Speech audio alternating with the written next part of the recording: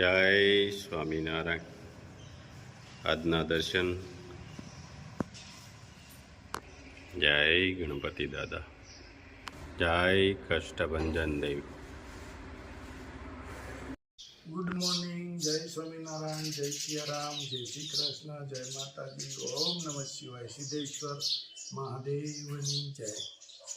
હવે ઉનાળાનો માહોલ કે ગરમી પડવા મળી છે, ધીરે ધીરે તાપ પણ બહુ વધવા મળ્યો છે અને ચકલાઓ અને પશુ પક્ષીઓ છે, જે પક્ષીઓ છે એ વધારે પાણી માટે હેરાન થાય. પશુઓ છે એ તો ગમે ત્યાં પાણી પી લે છે. એની માટે ગામમાં કોઈ અવેડા હોય છે, કોઈ ટાંક્યું મૂકી હોય છે, ત્યાં પશુઓ પાણી પી લે. પણ પક્ષી છે અને એમાંય પાછા આવા નાના પક્ષી કે ચકલી છે, ચકલી માટે આપણે ચણી મૂકી. આ લોકોને પાણી પીવાના કુંડા બાંધવા પડે. આપણે આગળ બાંધેલું છે, પાણીનું ભરેલું છે, એટલે બધા પોતપોતાની ઘેર જાજાને બબે કુંડા બાંધીજો કે ચકલા ત્યાં શાંતિથી પાણી પીએ ગઈ. અને માટીના કુંડા ચણ, એના માટે આપણે આનો પ્રિય ખોરાક છે કાંગ, એટલે એના માટે આપણે સ્પેશિયલ કાંગ લાવ્યા છે. આખો દિવસ એ ચકલા ત્યાં ચણે અને સામે પાણી પી લે. તો બધા એવું વિચાર કરીએ આપણે કે નાનો જીવ છે, અત્યારે આગું જાજુ ઉડી ન શકે, તો આના માટે થોડીક આપણે ચણ અને પાણી હોય તો એને ક્યાંય દૂર જવું ન પડે. અને કેવા જો હોંશે ચણે છે, આખો દિવસ આ જ રીતે ચણતા હોય છે અને સામે પાણી પી લેતા હોય. તો બધા આપણે આનું ધ્યાન રાખીએ કે સરકારે અને ઘણા લોકો એવા ભાઈ કે દયાળુ છે એ લોકો અને સરકારે કેવા સૂત્ર બહાર પડ્યા છે કે ચકલા બચાવો એમ. તો આનાથી ઘણા બધા ફાયદા થાય છે. સરકારે જ્યારે ચકલી બચાવવાનું સૂત્ર બહાર પાડ્યું હોય એટલે કાંઈક આનું મિનિંગ હોય છે અને ચકલાઓ આપણે બચાવીએ. અમારે તો અહીંયા આપણે તો બધા છે જ, ઘરે ચકલાઓમાં ચણ હોય છે, પાણીના કુંડા હોય છે. તો આપણે જાજા નહીં, તમારી ઘરે કંઈ એવું હોય અને ચકલિયા ન આવતા હોય તો બાજુમાં કોઈ વિસ્તાર એવો ખાલી હોય, ચકલિયા આવતા હોય, 2 કુંડા ત્યાં બાંધી અને કંઈક પાણી ભરજો. અને આપણે આગળ કે ચકલિયાના કુંડા બાંધ્યા હતા, ગયા વર્ષે કુંડા ઘણા આપણે બાંધ્યા હતા. આ વર્ષે આપણે કોઈનું કોઈ આપણે આવે જ છે કે ભાઈ ચકલિયા માટે પાણીના કુંડા બાંધો. 5 કુંડા કોઈ આપે, કોઈ 10 કુંડા આપે, એવી રીતે અને આપણે લગાવીએ છીએ. બધે જ્યાં ગામમાં જ્યાં ના હોય ત્યાં આપણે કુંડા આપીએ છીએ. એટલે અભિયાન એવું ચલાવો કે ચકલી બચાવો એમ.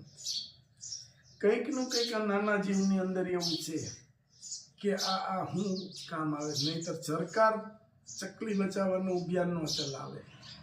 એટલે આપણે ઘરે તો વર્ષો થશે આ જ રીતે હોય છે. ઘણા બધા ચકલા આવે છે. અત્યારે થોડો તાપ છે એટલે થોડાક ઓછા છે, બાકી સવારમાં તો પુષ્કળ ચકલી આવે છે. અને રાજુભાઈની ઘરે તો આખી લીંબુડીમાં રાતે સૂઈ જાય અને સવારમાં વહેલા 6 વાગ્યામાં કે 6 વાગ્યા પહેલાં છે થોડુંક અંજવાળું થાય એટલે ચી ચી ચી ચી.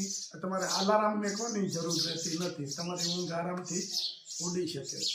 ચકલી માટે આટલું કરજો, 2 કુંડા બધા બાંધજો, એવી મારી નમ્ર વિનંતી છે. જય સ્વામિનારાયણ. જય સ્વામિનારાયણ. જય સ્વામિનારાયણ. આજે શું બનાવવાનું છે? સાબુદાણાની વેફર. સાબુદાણાની વેફર, ગાંઠિયો. હા. ઓર્ડર આવે એમ બનાવવાનો. હા. એટલે આ શું કરવાનું સાબુદાણા પહેલા? એને પલાળી દીધા છે, હવે એને આમનું બફાવા દેવાના, કાચ જેવા થાય ને ત્યાં સુધી. હજી કાચા છે. પછી શું કરવાનું?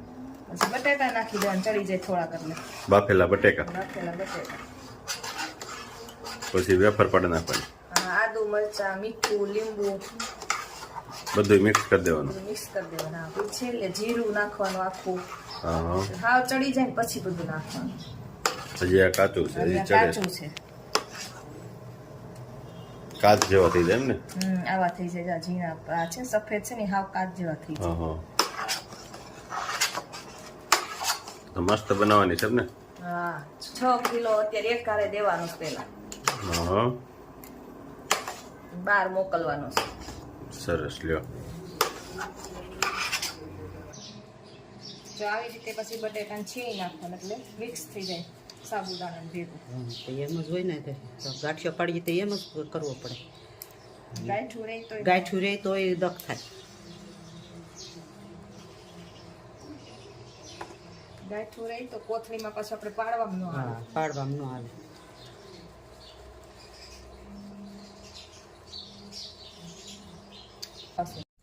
હવે થઈ ગયું ને કમ્પ્લીટ બધું જીરું હવે તૈયાર. મરચી હવે બસ પાડવાની. હવે એને પાડવાની કોથળીમાં ભરી કોથળીમાં ભરી. બધું મિક્સ કરી દીધું. હા હા એક રસ થઈ ગયું છે બધું. હા હા થઈ ગયું મસ્ત.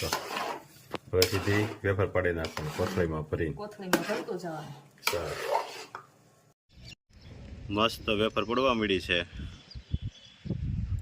આ કોથળીમાં. નવો આઈડિયા, કોથળીમાં ભરીને વેફર પાડવાની. કાબા એમ જ હોય, ઓલું વાર લાગે હંસો ભરી અને આ નિરાતે એક રાખી પડે. પાડ્યા કરી. બહુ મસ્ત બનશે કા. અરે બહુ સુપર બને. એકદમ વ્હાઈટ. કાલે બનાવી હતી એ સુકાઈ ગઈ છે ને. સુકાઈ ગઈ. આ કાલે બનાવી હતી તે સુકાઈ ગઈ છે. એકદમ વ્હાઈટ મસ્ત. આનું પાર્સલ પેક કરવાનું છે. આપણે ધાણા જીરું 3 કિલો.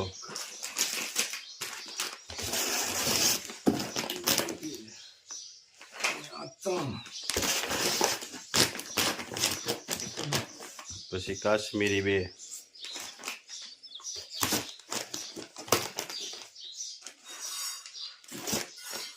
મરચું 2,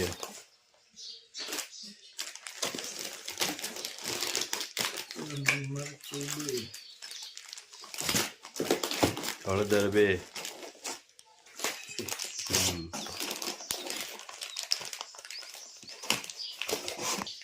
છાશ મસાલા 2, રાઈ 2,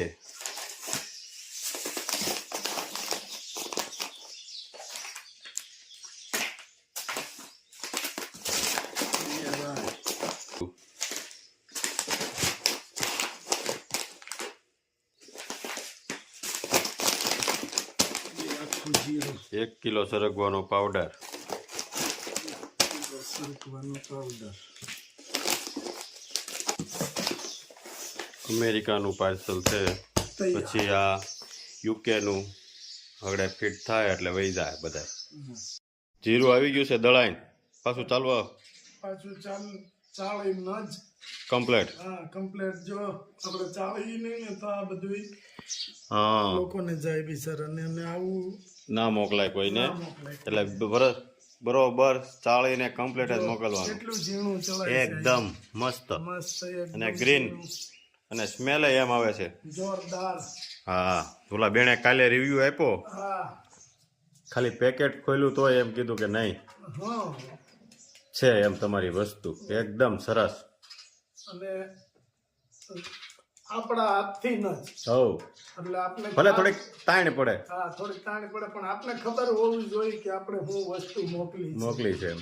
અમુક પછી ખબર ન હોય કે આ વસ્તુ મેં મોકલી છે એમ નહીં. આપણા હાથથી આપણે ખબર હોવી જોઈએ કે આ વસ્તુ મેં મોકલી છે. આ વસ્તુનો ક્યાંય ફોલ્ટ આવે તો આપણે એને 100% કહીએ કે બેન હોય જ નહીં, તમારે કંઈક થોડુંક ફેર કંઈ ગમે એ બીજો લોચો છે.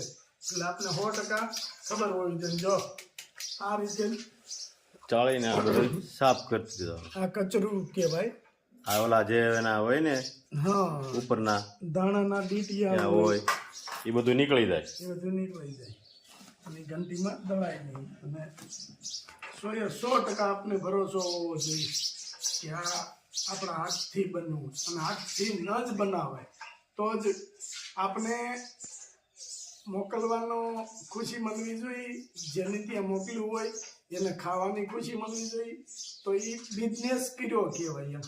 નકરું હું મારું કરી લઉં કે આલો મોકલી વેચી જ ગયો પણ સામેવાળાને ન પસંદ આવે તો એ બિઝનેસ કર્યો ન કહેવાય. સરસ.